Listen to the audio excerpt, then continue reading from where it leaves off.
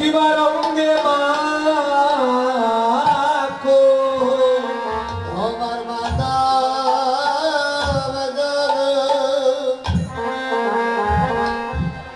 আরে হবে কি না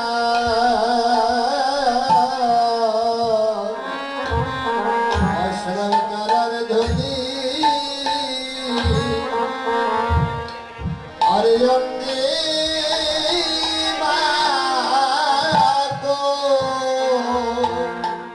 তোমার কৃষ্ণ প্রেমে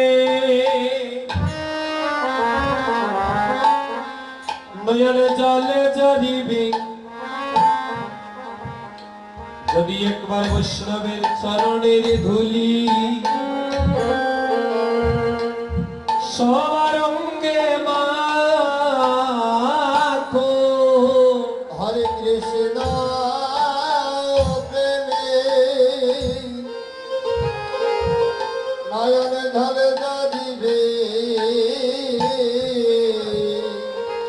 বৈষ্ণবের চরণ ধরি হরি অঙ্গে মাখো তোমার ত্রিতাপি জ্বালা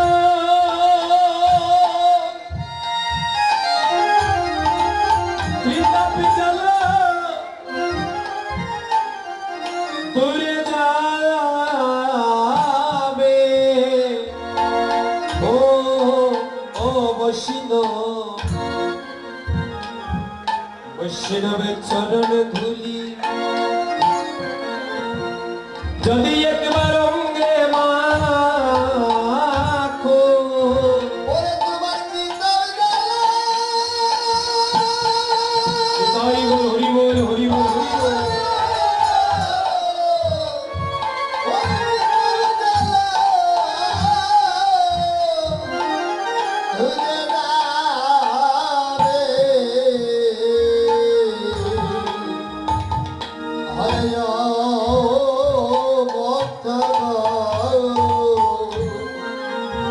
বৈষ্ণবের চরণে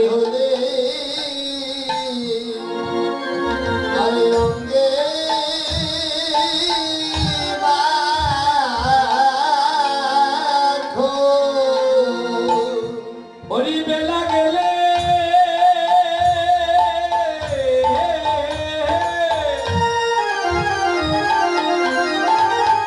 বেলা গেলে আর হবে না ও ও বৈষ্ণবের চরণ ধুলি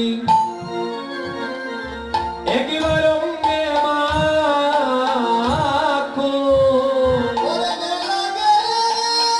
নিতাই বল হরি বল হরি বল হরি বল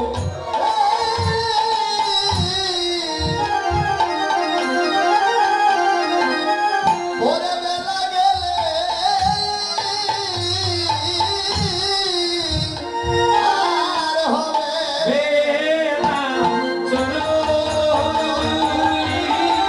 অঙ্গে মাখো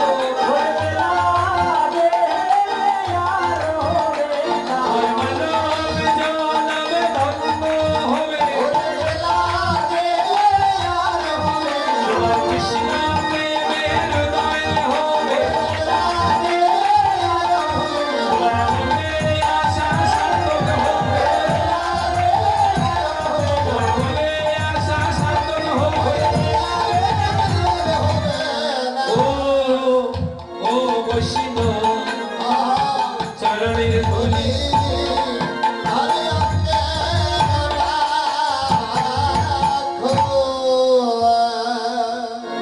সময়ে চলে যায় নদীর স্রোতের প্রায় ঘড়ির ঘন্টার কাটায় বাজে টিক টিক টিক সেই সময়ের তালে যেজন না চলে তার জীবনে ধিক ধিক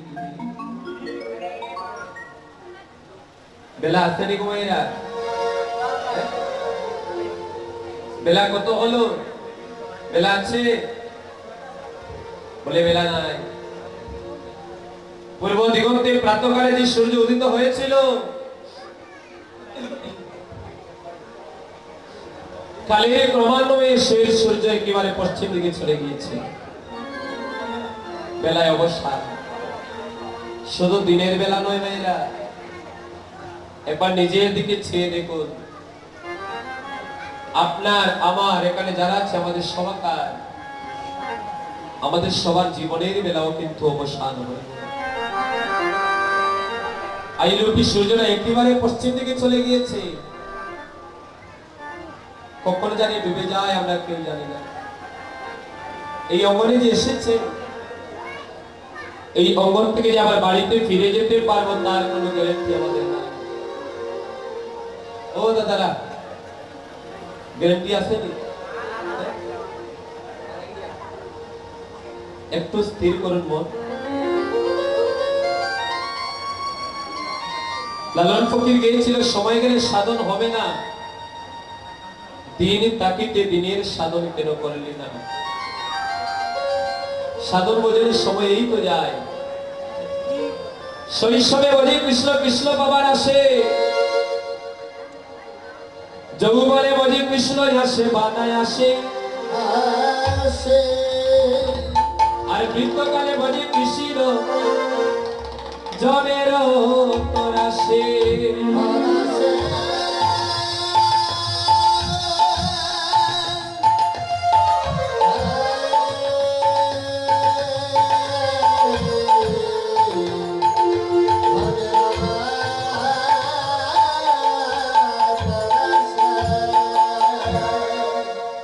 সাধন বোঝানোর সময়টা কখন?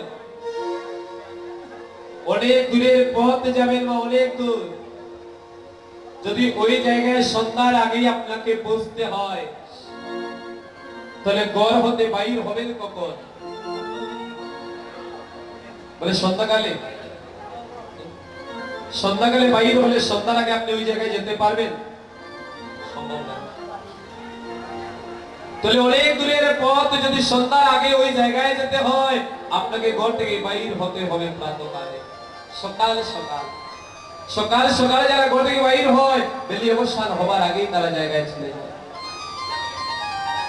কিন্তু যারা সকালবেলা ফাঁকি দিল, মধ্যাহ্নকাল প্রায় চলে গেল, বেলি অবসান হয়ে আসছে, তখনই মনে মনে ভাবনা করছে এবার বাইর হই। ও বাবা, তখন যদি ঘর থেকে বাইর হন আর ওই সন্ধ্যার আগে জায়গায় যাওয়া সম্ভব? সম্ভব না। তাহলে সাধন বোঝানোর সময় কখন? বলে শৈশবে বোঝে কৃষ্ণ কৃষ্ণ পাওয়ার আসে। যদি গোবিন্দ চরণ পেতেই হয়, তাহলে ধ্রুব মহারাজের মতো, প্রহ্লাদ মহারাজের মতো শিশুকাল থেকে গৌর ভজন গোবিন্দ ভজন করতে হবে। যদি যৌবন কাল পার হয়ে যায়, যদি বেলি অবসান কাল চলে আসে, আপনি গোবিন্দ সেবায় নিবেদনের যে বস্তুগুলো পেয়েছেন, ওই বস্তুগুলো আপনার কাছে আর থাকবে না। আপনি যদি গোবিন্দ সেবায় লাগতেও চান, সেদিন আর লাগতে পারবেন না। বলে কেন? বলে ফুল গোবিন্দ সেবায় লাগে যতক্ষণ ফুলের মাধ্যমে মধু থাকে। মধু যদি শুকিয়ে যায়, ফুল গোবিন্দের সেবায় নিবেদিত হয় না বাবা। ঠিক তেমনি মানব জীবনের যে ভজনের শক্তি, যৌবন শক্তি যদি একবার নষ্ট হয়ে যায়, বার্ধক্য দেহ নিয়ে আর গৌর গোবিন্দ চরণ সেবা করা যায়। এই যে নয়নে পেয়েছি আমরা গোবিন্দ রূপ দর্শনের জন্য, আপনার বয়স যখন 80 হয়ে গেল, তখন ওই নয়নে আর গোবিন্দকে দর্শন করতে পারবেন? তাহলে ওই নয়নে আর গোবিন্দের সময় লাগলো? আপনি যে চরণ পেলেন গোবিন্দ মন্দিরে যাওয়ার জন্য, বয়স যখন 60 হয়ে গেল আর হাঁটতে পারেন না, ওই চরণ গোবিন্দের সময় লাগবে? তাহলে মধুহীন ফুলের মতো হয়ে গেলাম না? তাহলে মধুহীন ফুলের মতো যদি হয়ে যায়, তখন আর সাধন ভজন করা যায় না। তাই যা করার সময়ে করতে হবে। বেলা চলে গেল, একবার ভাবুন যে এই জগতে কেন এলাম আর কি করলাম। এইরকম দেহ তো আমি আরো অনেক অনেক পেয়েছিলাম, লক্ষ লক্ষ জনি ভ্রমণ করতে করতে তো পেয়েছি মানব জন্ম। এই দেহের মতো কত দেহ পেলাম, কিন্তু কোন দেহ দিয়ে গৌর গোবিন্দ ভজন হলো না। শুধু খেলাম আনন্দ করলাম, এই মানব জন্মটাও যদি সেই রকম চলে যায়, তাহলে বারবার আমাদেরকে 84 লক্ষ যদি গ্রহণ করতে হবে। তাই পেয়েছি যেহেতু আমাদের স্বাদের দুর্লভ মানব দেহ, কোন দেহ নিয়ে কোন জন্মে আমরা যা করতে পারিনি গো মায়েরা, প্রতিজ্ঞা করো বলে এই জন্মে এই দেহ দিয়ে আমি সেই অসাধ্য কাজটা সাধন করব। তাই বলবো চলে গেলে আর হবে না, সময় গেলে আর হবে না। মধ্যাহ্নকালে আপনার পাশে সবাই থাকবে, কিন্তু বেলা যখন অবসান হবে আপনার পাশে কেউ থাকবে না। এই যে কিছুক্ষণ পূর্বে মধ্যাহ্নলীলা কীর্তন গেল না, কত ভক্ত এসেছিল না, কিন্তু যখনই বেলা অবসান হলো সবাই ফাঁকি দিয়ে চলে যাচ্ছে। আপনার জীবনের মধ্যাহ্ন কাল হচ্ছে যৌবন কাল, যখন আপনি টাকা পয়সা ইনকাম করছেন, গাড়ি করছেন, বাড়ি করছেন, দেখবেন আপনার আত্মীয় স্বজন ভাই বন্ধুর অভাব নাই। কতজন আসবে আপনার জীবনে, কিন্তু যখন সেই মধ্যাহ্ন কাল অর্থাৎ যৌবন কাল পেরিয়ে বেলা অবসান হয়ে আসবে, বার্ধক্য চলে আসবে, ধীরে ধীরে দেখবেন আপনার পুত্র আপনার খবর নেই না, বাবা তুমি কেমন আছো। এই তো হলো সংসার। এই সংসারটা বড়ই অসার মায়েরা। এই সংসারে যতদিন দিতে পারবেন সংসার ততদিন আপনাকে ভালোবাসবে।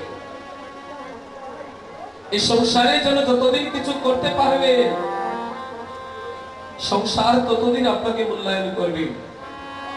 যেদিন এই সংসারের জন্য কিছু করতে পারবেন না, যেদিন এই সংসারের জন্য কিছু দিতে পারবেন না, বার্ধক্য দেহে অসুস্থ দেহ নিয়ে বিছানায় পড়ে থাকুন, 1 মাস 2 মাস 3 মাসের সময় আপনার ছেলের বউ আপনার কাছে আর যাবে না, জিজ্ঞেস করবে না বাবা তোমার কি চাই, মাগো তোমার কি চাই। আপনজন আপনাকে এড়িয়ে চলে যাবে। তাহলে কিসের আশায় কিসের তরে আমাদের গোনার দিনগুলো আমরা অবহেলায় কাটাচ্ছি।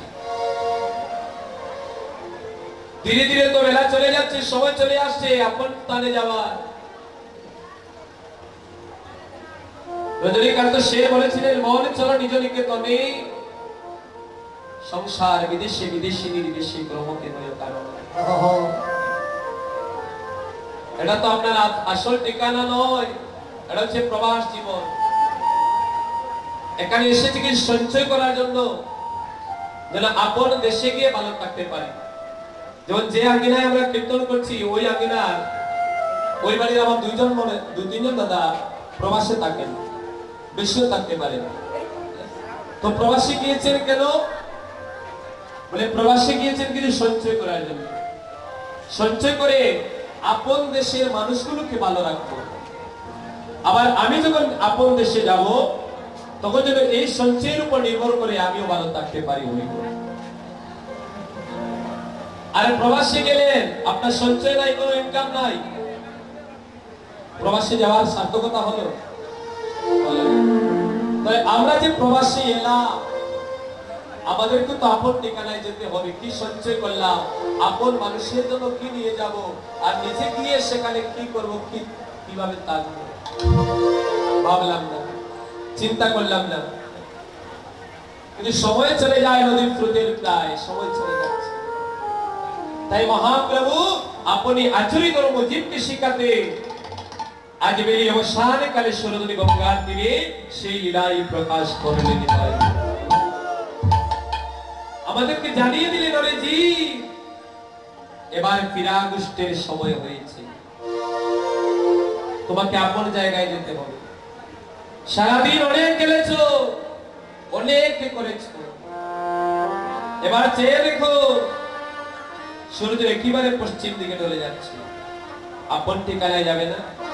এই যে আপন ঠিকানায় যাওয়া সেটাই হচ্ছে ফিরাগুষ্ট ভক্তমণ্ডলী। আমরা সবাই মিলে সেরা সাধন করব। আর সন্ধ্যা লগ্ন অনেকেই প্রদীপ দেখাতে চলে যাচ্ছে। আমার অনুরোধ থাকবে যারা এখানে বসেছেন দয়া করে যদি আপনারা একাগ্রচিত্তে কীর্তন আর সাধন না করেন, এই ফিরাগুষ্ট কীর্তন অত্যন্ত প্রেমের এখানে 500 লোক প্রেম আছে, তো একাগ্র চিত্তে আস্বাদন করুন, কোনো কথা বলবেন না। আর একটু চাপিয়া বসুন মায়েরা, একটু চাপিয়া বসুন। আসরের একটা সৌন্দর্যতা আছে। আসরের পরিবেশ যদি ভালো না হয়, কোন কীর্তনীয় ওই আসরে কীর্তন করে ভক্তের মনে আনন্দ দিতে পারবে না। বলে